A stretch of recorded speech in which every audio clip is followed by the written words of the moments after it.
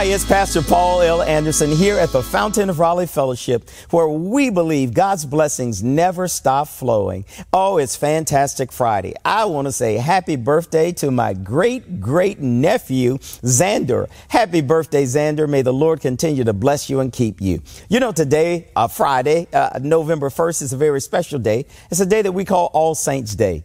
All Saints Day is a celebration on November 1st that honors all the saints, known and unknown, who have gone before us in the faith. It dates all the way back to the early Christian traditions where they honor the martyrs, those who gave their lives as they preached the gospel. It was in the 8th century that Pope Gregory III designated November the 1st as to be a reminder of all of those who died in the faith and went on to be with the Lord. This is always the day that follows what people call All Hallows Eve. It's a day that we call Halloween. But the purpose on this day was it was a time in which the new culture and the new traditions that came through and by this Pope said we would call it the Communion of Saints. It's a time that we have observance for all those men and women who died in the faith because they believed in serving God Almighty. Today, I invite you to look with me at John's Gospel, the 11th chapter, verses 32 through 44. This is a text that talks about Jesus' resurrection and the new life. In John 11, 32 through 45, we witness that Jesus' most profound miracles, the raising of Lazarus from the dead.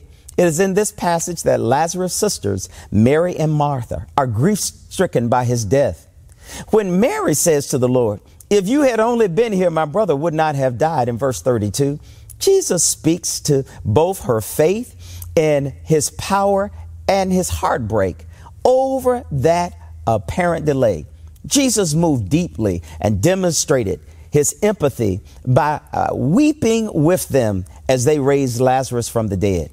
This decisive movement reveals the humanity and the divinity of Jesus. He shares in all of our pains, but he holds the power over life and death.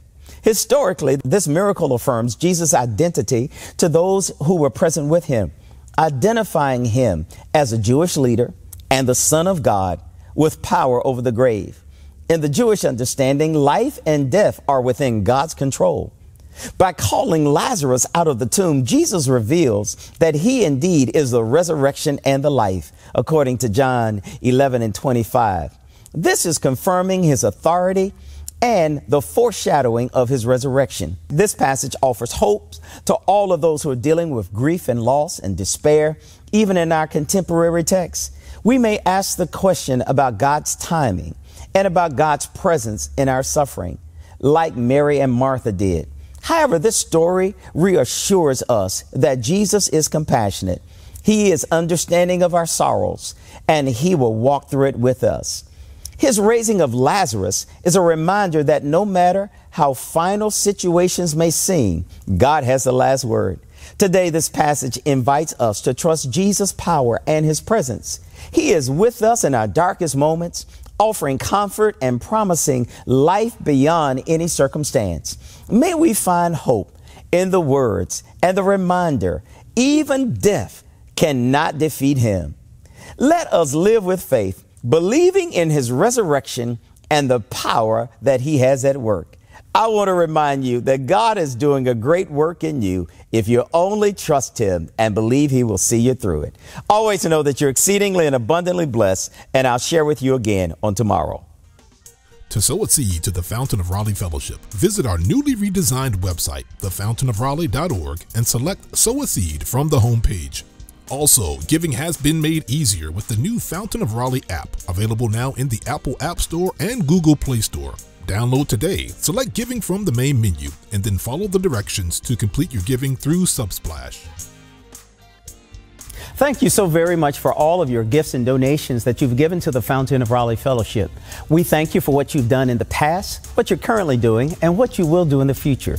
Your gifts and donations helps us to spread the gospel of Jesus Christ, not only locally, but throughout the world. Thank you again for your gifts, and may God continue to richly bless you. It is here at the Fountain that we believe that we are exceedingly and abundantly blessed, and may you receive those blessings that God has in store for you.